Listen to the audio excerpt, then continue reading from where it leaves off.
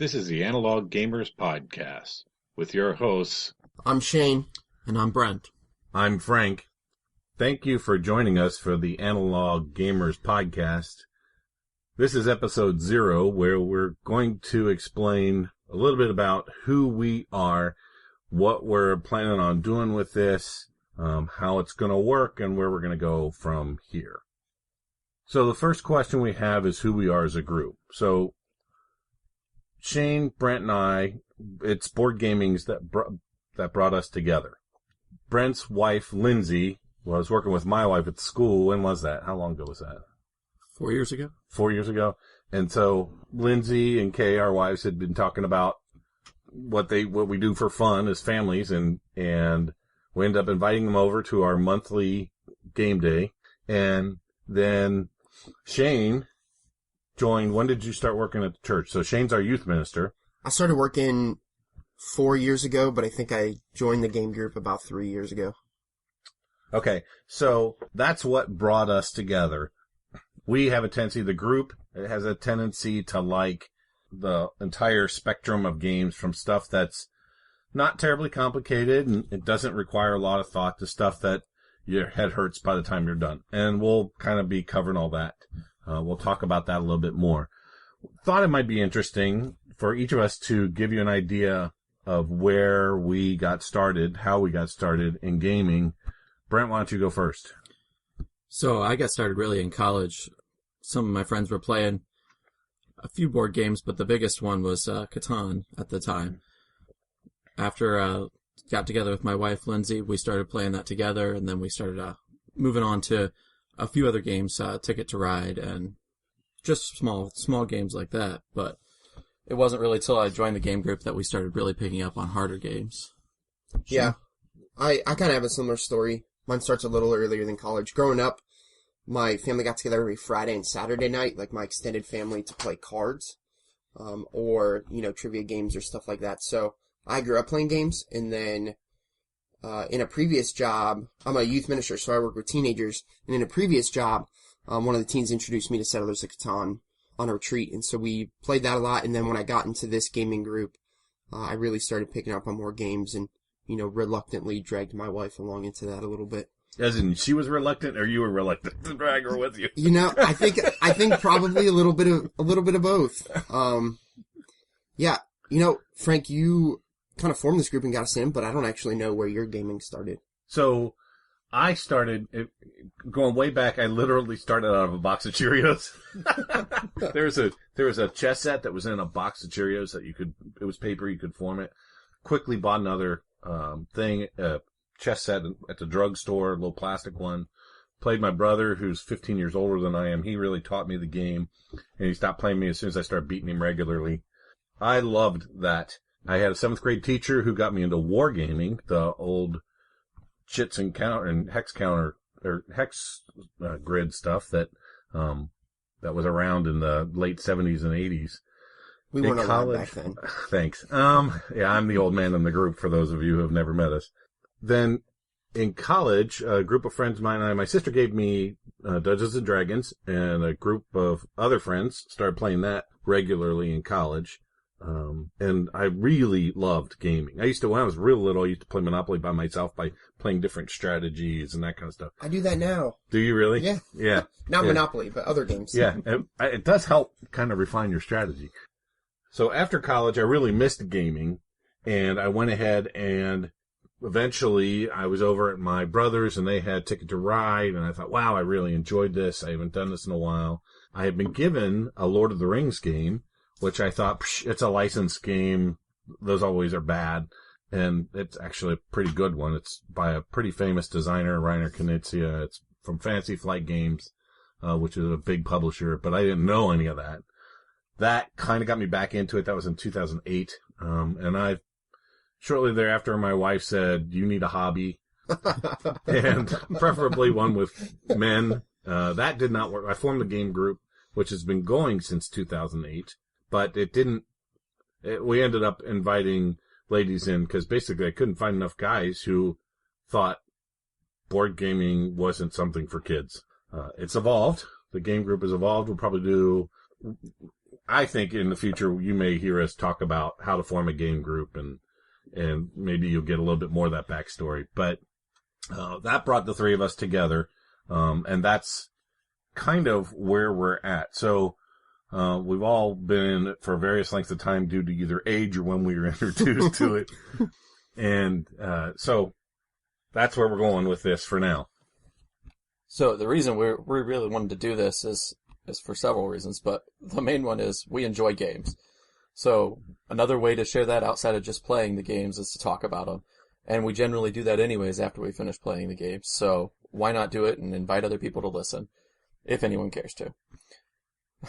Maybe that'll help other people start to enjoy those games. Maybe it won't. We'll find out. Games are great, though, both with family and friends, because they do bring people together. Unlike the computer games that we play so often nowadays, that everyone's separate and no one ever has to actually meet anybody they play with. When you're playing a board game, everyone's at the table with you. And that's a very different experience and something I really enjoy. Which, depending on the people, that's a good or a bad thing, I guess. Well, no. I think so it's a good thing in terms of interaction.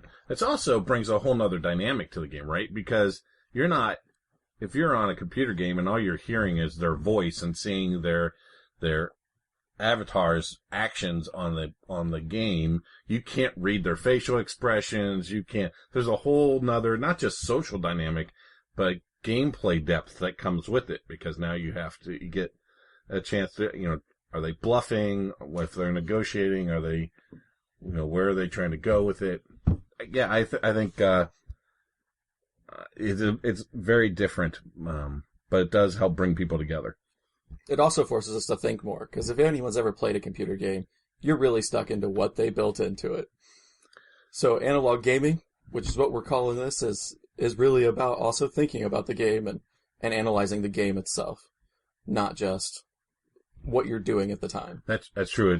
That's something when we were talking about this outline, I did not think of. But yeah, you're forced, if the people who are best at these kind of games, and we have one guy in our gaming group who seems to be faster, at least than I am, at picking up on the system. Yeah, all of us. Faster than all of us. He's able to look right into the system and understand how the system works and what buttons to push and what levers to flip so that he maximizes his results. Sometimes I get distracted by the pretty colors on the box. Squirrel. I like when people get distracted by the theme that's going around in the game. So, does that mean we should set up the box at the end of the table with the game that she knows? And then I'll just stare at it, and I won't be able to play very well? Probably. I know for me, one of the reasons I was excited about this project was pretty much every time after we play a game, we sit around for like 20 minutes, 30 minutes, just talking about the game we just played and what we liked and what we didn't like. And so we're kind of just doing that, just with, now we have a microphone when we do it. So yeah, we even do that with games we don't like. That's true. And we investigate why we don't like them. Absolutely.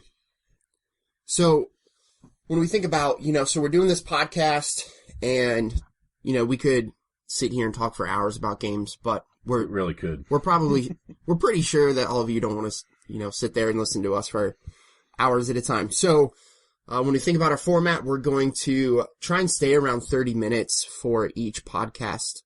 And really the purpose of that being, we know that, there are a lot of podcasts out there and quite a few gaming podcasts, but most of them are pretty long. And the average person, I know at least each of us, doesn't necessarily have the time every day to sit down for hours and listen to podcasts. So a half hour seems to be a pretty good time to fit into, and I think it's something we can maybe get our wives once or twice to sit down and listen to. Yeah, Kay is not going to talk for hours on games. I can guarantee you that. So we'll try and stay around 30 minutes. When we think about seasons, we're going to do some thematic seasons. So we might focus on a specific type of game for one season. We might focus on specific mechanics or what's interesting to us at the time. And those seasons will be, a few weeks, and then we'll take a short break. We're planning on about 3 seasons in the calendar year, starting here in the late summer, early fall. And those seasons will all be around whatever specific theme we pick. But then we might have some special episodes too. And these episodes will be, if we have an awesome gaming experience, and we just want to share it. Even if it doesn't have to do with our theme, we're going to share it. If we can, go to a gaming bar, expense it. There's a second one that's opening up here in Dayton. Is there? Yeah. Is it an actual bar still, or It's is it? supposedly, yeah. Do you know where, is it north of us, south of us? No, it's going to be south of us again. Gotcha. And will it have a whiskey supply? I have no idea. So anyway. Yeah, we're drinking coffee today, but you'll probably be able to tell if we're drinking something else at some point. Because we're recording at 8 o'clock in the morning. Exactly. So we might have some special episodes. We might have some guests on. We thought it might be funny to get one of our wives on, and get their take on the games, because generally they don't view these types of things the same that we do. So. Yeah. And in reference to the guests and the, if we go someplace, where we live, we are within easy driving distance of two of the bigger, gaming conventions in the U.S. So, we have an opportunity to get to those, hopefully, at some point in time in the future, although I've been saying that for several years now. Now I have a purpose. Or a reason. Yeah. Yeah, I think I've always had a purpose. We're getting deep now. So we, this isn't necessarily a review show, so we're not going to be reviewing games in any formal way. I'm sure you will hear our opinions about games. Brent could care less about any theme in any game. And then, It's not entirely true, but mostly. for the most part. And then, there are games that I play completely because of the theme, at least once or twice. So, we'll be talking about games and what we think, but this isn't necessarily a formal review show where we'll break it down and tell you if it's worth buying, but we'll definitely tell you if we enjoyed it, if we had a good time, what our experiences were, and what we liked or didn't like about it. Go ahead. There are plenty of review shows out there, and they're not that hard to find. The catch is that we're trying to keep this pretty informal, and we want to play the games we like, and you can get on a hamster wheel of death by becoming a review show. If as we get up and going further and further and we have a way to contact us, there actually is an email address, which we'll put at the end of every episode. But as we go forward, if there's a game you want our opinion on, and we've played it, we will certainly bring that up. But I don't know beyond that. Yeah, absolutely. And I think overall, we're not going to pigeonhole ourselves into anything specific.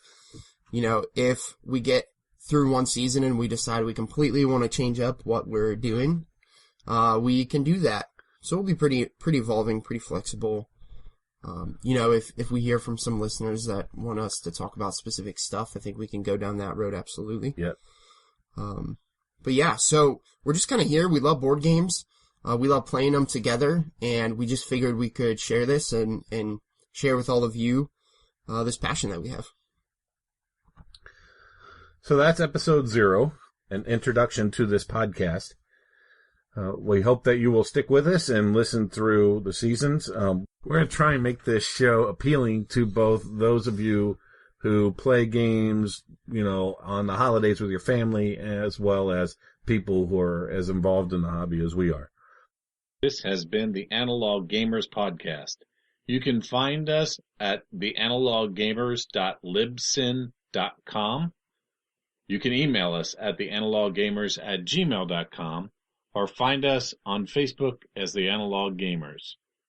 The Analog Gamers Podcast is licensed under attribution, no commercial, non-derivative, Creative Commons 3.0 license.